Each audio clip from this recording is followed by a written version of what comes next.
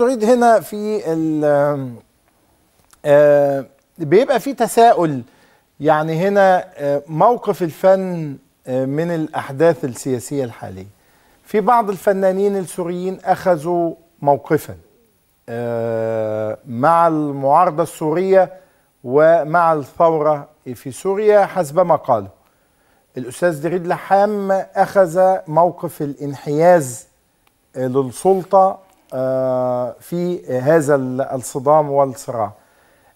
لماذا أخذت هذا الموقف بشكل واضح؟ وهل معنى ذلك من انحازوا أو من أخذوا موقفا مختلفا هل غضبت منهم؟ لا لا لا، أعوذ بالله. أنا حر وأفهم الحرية أيضا. أفهم الحرية بمعناها أنه أنت لك رأي وأنا لي رأي، نحترم آراء بعض، لا نتفق مش مشكل بس نحترم آراء بعض.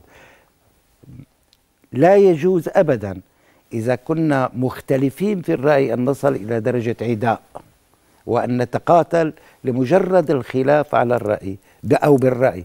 فبالتالي إذا تقاتلنا لمجرد الخلاف بالرأي معناتها نحن لا نفهم الحرية، ولا يعني لسه بكير علينا بدري أنه أن نكون أحرار.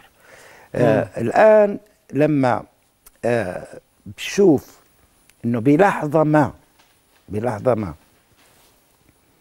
تغير الرأي 180 درجة، بحق لي اتساءل. يعني أولا أنا أحترم كل زملائي الفنانين اللي أخذوا الضفة الثانية أو الضفة دي. كل واحد حر برأيه وحر بموقفه، وأحترمهم وأحبهم جميعا على فكرة.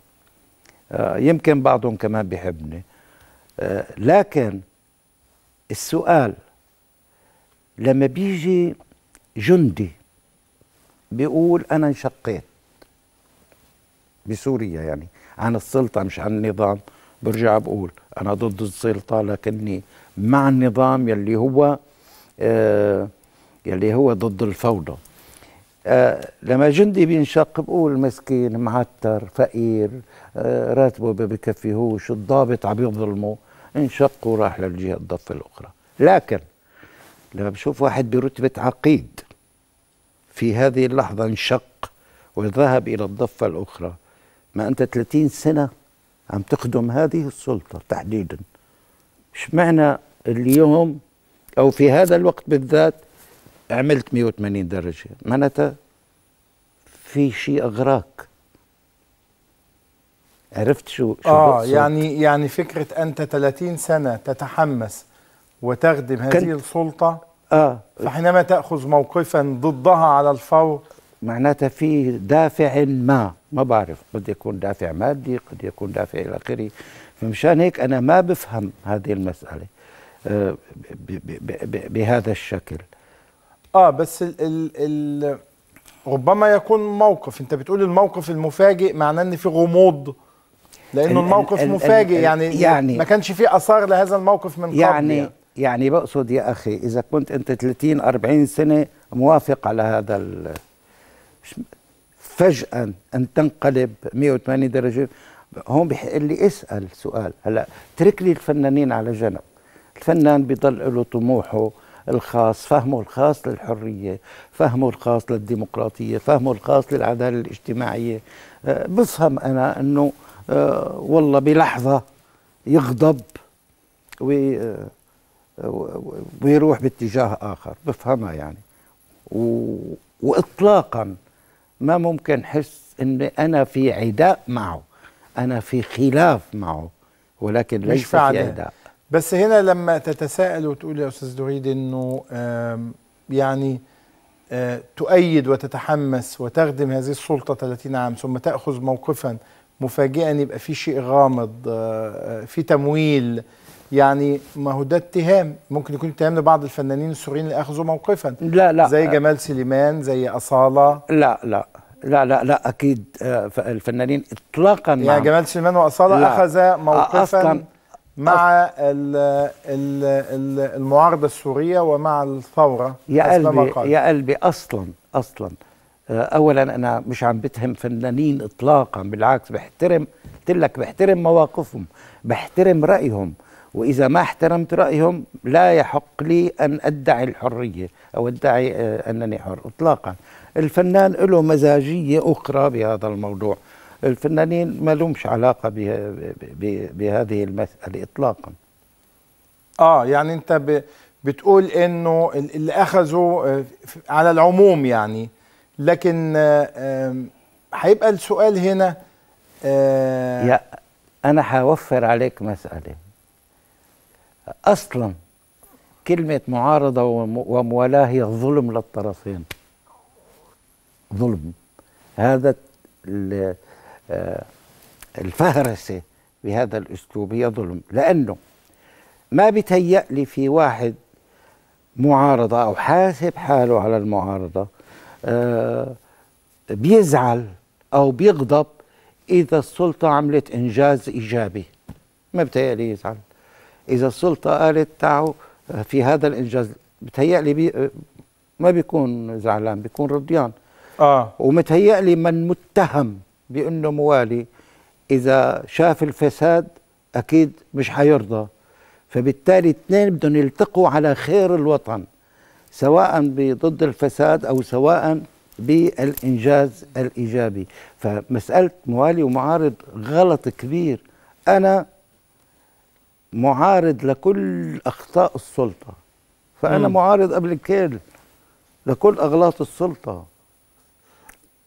فبيقولوا لا موالي، انا مش موالي للسلطة، أنا موالي للنظام يلي هو الدولة، وغياب الدولة يعني غياب النظام يعني انهيار الدولة اللي خلى اللي مصر بدأ البعض يتحدث عنه الآن، يعني إنه سقوط النظام سيؤدي إلى انهيار الدولة، سيؤدي إلى انهيار دول المجاورة حتى. لا سمح الله بمصر لو انهارت المؤسسات لانهارت مصر كلها.